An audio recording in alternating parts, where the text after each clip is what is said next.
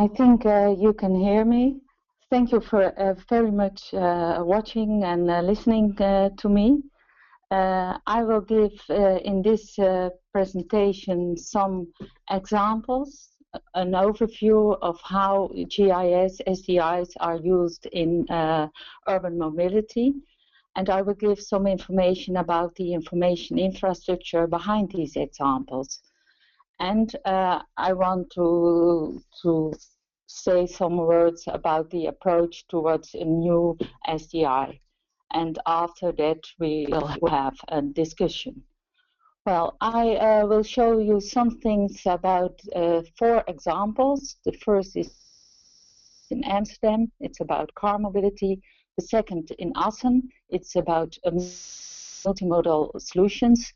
The Hague. It's about the relation between car mobility and smart environments.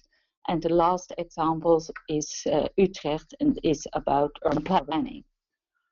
Well, the first project is the project which is started 2 years ago in Amsterdam. It's a practical trial.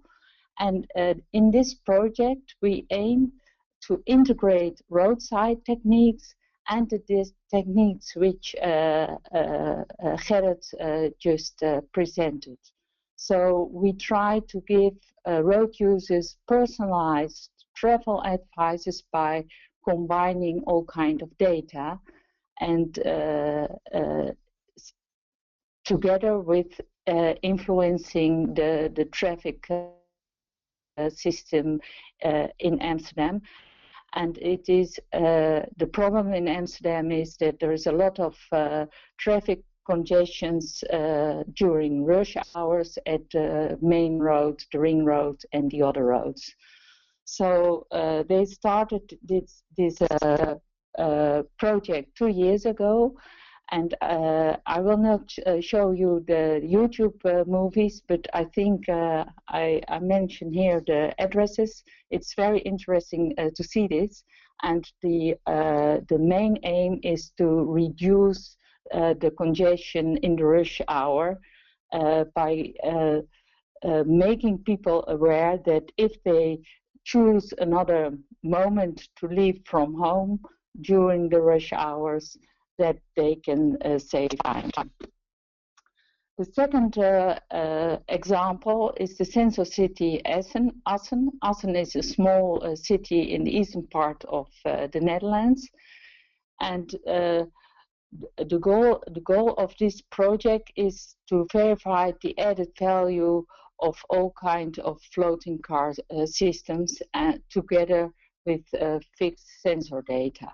So it's about multimodal travel assistance with carpooling, and especially about parking guidance services, because in the Netherlands we don't want to pay for parking, so a lot of mobility within city systems in the Netherlands are people who try to find a parking place for free, and the ultimate goal impact of this experiment is better traffic flows, less inconvenience, and multimodal use of all type of mobility.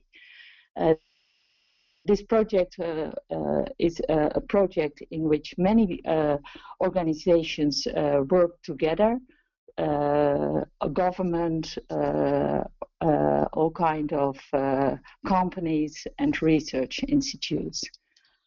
And if you look to the structure of the process, there are many sensors in road systems, cameras, in-car systems, and you have many objects in the real system of the city, like traffic lights, matrix boards, all kinds of assistance at carpooling place, and sensors at parking guidance and parking guidance services. And what happens is people have information on their Outlook agenda. This will, if there is an electric car, it may help to organize the filling of the electric batteries.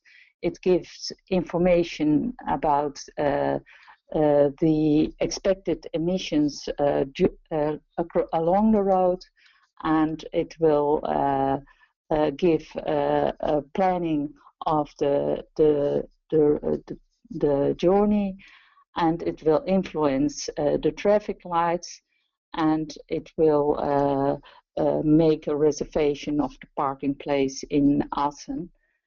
And if there is a possibility for using public transport, people can use the public transport as well. At this moment, especially the parking aspect has been implemented, but this is an overview of the experiment. The next example is an example in The Hague. It is a rather theoretic example. It's not only about the mobility system, but it is also about the interaction between the mobility system and the environment, because the traffic mobility is not only about the people who want to travel, but it is also about the people who live in the area in which traveling takes place. So it's about effective traffic management, and we try to explore if it is possible to combine that with an improvement of urban quality, especially air quality in this example. What we did when I worked at TNO, we made a monitoring system for actual real-time traffic flows, and we tried to use that and modeling expected traffic flows. And then we use this data to model the actual and expected car emissions, and then we try to model expected urban quality, and based on this data, we developed new traffic schemes for route informations and influencing the traffic lights. And the last example is not an example of real-time systems, but about urban, healthy urban living in Utrecht. Utrecht is a city just in the middle of the Netherlands, and the object of this example is to create sustainable cities of the future, in which all the new technology Gerrit described can be implemented. So it's about smart communities, people, urban structures, and mobility systems. This is the example. The city of Utrecht consists of an older city, that is the below part of this picture, and a newer part with large buildings called the Jaarbeurs, and within you see the center of our railroad system. And now we did an urban planning system discussion. We organized a part of that, and we used all the future ideas Gerrit described, and all kind of GIS design technology to help the policymakers and stakeholders to describe this picture. This is just the opposite. So the city center is on the top of this picture, and what you see is an urban design in which we try to combine new urban forms in which mixed land use is important, and to give people parking places and make a nice transfer area for public transport within the city centers. So these are 4 examples in which we try to combine three things. Smarter operations, how can we control mobility flows within cities and make them the mobility system faster and more accurate. It's about improved city services to people, and it's about other design processes in which you use new information and co-creation. And I think it's very important that in this system that all these different processes use the same data, and therefore a spatial data infrastructure is in the heart of a city system. So from a geoanalytical point of view, there are many challenges for the new spatial data infrastructures because there are many different data sources from operations to urban design, and we have to deal with the fact that there are no common urban spatial digital languages and that there are many data owners, restrictions, and very complex rules in modern society.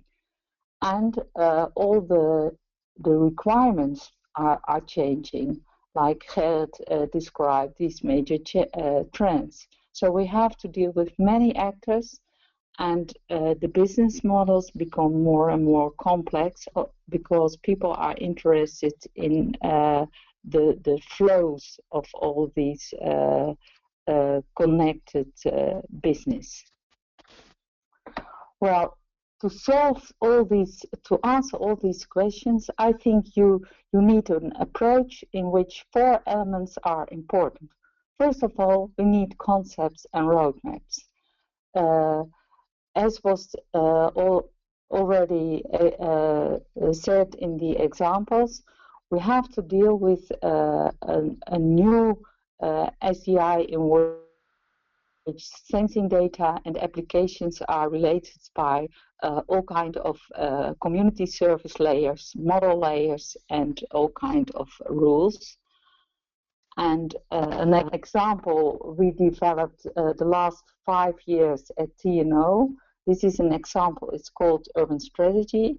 And in such a spatial data infrastructure, real-time data and all kinds of models and databases are interconnected, and it becomes important that that communication framework is fast and is stable. Another part you have to deal with to answer these questions is that you have to there is no single solution, so you have to work together in communities of practice and networks.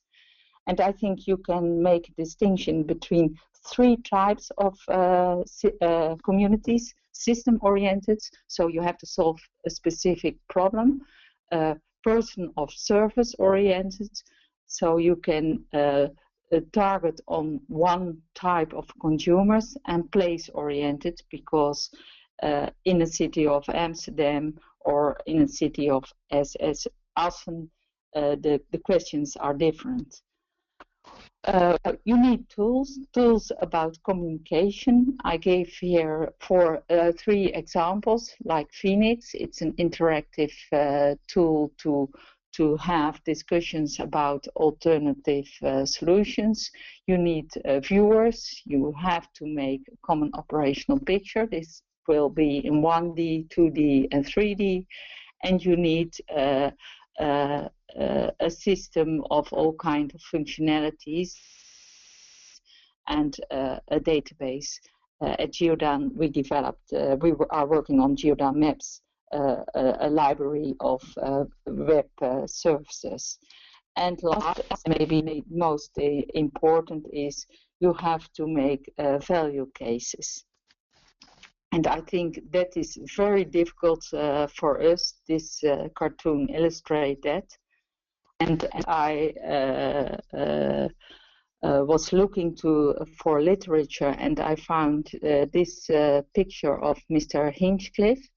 And I think if you want to make a real good value case, then you have to combine 3 things. You have a clear vision on what you want. You need use cases, and you need measurement to monitor the progress in your value cases.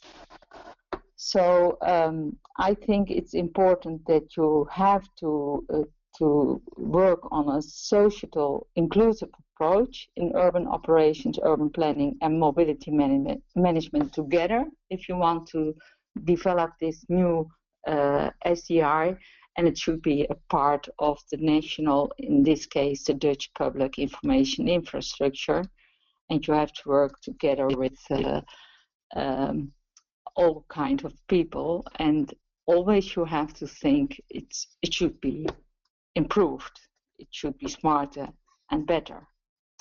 And then at last, finally, for discussion, I think at this moment the biggest challenge for the spatial intelligence community is that we have to run more living labs, and we need more standardization because there are so many different communities involved, and I think we need more experiments, especially with real-time data GIS. So thank you very much. This was my contribution to this webinar. Thanks very much, Marianne, for your talk and for sharing these very interesting cases with us, but also to reflect on them and talk about strategies that we can adopt. And I also like your final slide because that already provides some input for our discussion that will take place now.